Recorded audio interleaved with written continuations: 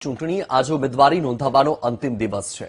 અત્યાર સુધી ચૂંટણી માટે માત્ર એક જ ફોર્મ ભરાયું છે। આજ સાંજ સુધીમાં ઉમેદવારોનું ચિત્ર સ્પષ્ટ થઈ જશે। 29 ઓગસ્ટે ફાઇનલ યાદી જાહેર કરવામાં આવશે। જયેશ રાદડિયા અને અરવિંદ રૈયાણી જૂથ વચ્ચે ખેંચતાણ છે। ચૂંટણીમાં ભાજપના જ બે જૂથ આમને સામને આવ્યા છે।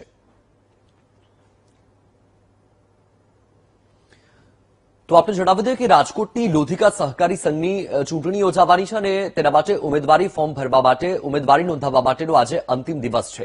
આજે સાંજ સુધીમાં ઉમેદવારી નોંધાવવી પડશે। અત્યાર સુધી ચૂંટણી માટે માત્ર એક જ ફોર્મ ભરાયું છે, પણ આજ સાંજ સુધીમાં આ જે ચૂંટણી છે તેના માટે ઉમેદવારોની જે યાદી છે, જે ઉમેદવારોનું જે ચિત્ર છે એ સ્પષ્ટ થઈ જશે। વધુ માહિતી આપી રહ્યા છે સંવાદદાતા ભાવેશ સોંદરવા। ભાવેશ, લોધિકા સહકારી સંઘની ચૂંટણી હજુ સુધી એક જ ફોર્મ ભરાયું છે, આજે અંતિમ દિવસ પણ છે, અપડેટ શું?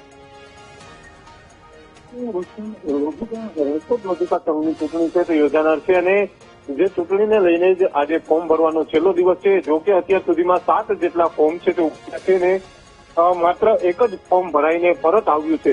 જ્યારે આ સહકારી ક્ષેત્રની સૌથી મોટી ચૂંટણી છે તે માનવામાં આવી રહી છે અને ભાજપના જ બે જૂથ છે તે આમને સામને જોવા મળી રહ્યા છે। પૂર્વ ધારાસભ્ય અરવિંદ રૈયાણીનું જૂથ છે અને સામે જયેશ રાદડિયા એટલે કે પૂર્વ કેબિનેટ મંત્રી અને વર્તમાન ધારાસભ્ય છે જેતપુરના તેમનું જૂથ છે। એટલે કે બંને જૂથો વચ્ચે પ્રમુખ પદને લઈને ખેંચતાણ જોવા મળી રહી છે અને એવામાં આજે ઉમેદવારી ફોર્મ ભરવાનો છેલ્લો દિવસ છે। એટલે કે આજ સાંજે આજે રાજકોટ લોધિકા સંઘની ચૂંટણીનું જે ચિત્ર છે તે સ્પષ્ટ થશે। એટલે કે કયા ઉમેદવારો છે તે ફોર્મ ભરે છે અને ત્યારબાદ કોની વચ્ચે છે તે ચૂંટણી યોજાનાર છે। જોકે હજુ સુધી પક્ષ દ્વારા પણ મેન્ડેટ છે કોઈને ફાળવવામાં આવ્યું નથી। એટલે કે ભાજપ પક્ષ છે તેના મેન્ડેટ ઉપર કયો ઉમેદવારો ચૂંટણી લડવાના છે તે પણ સ્પષ્ટ થશે।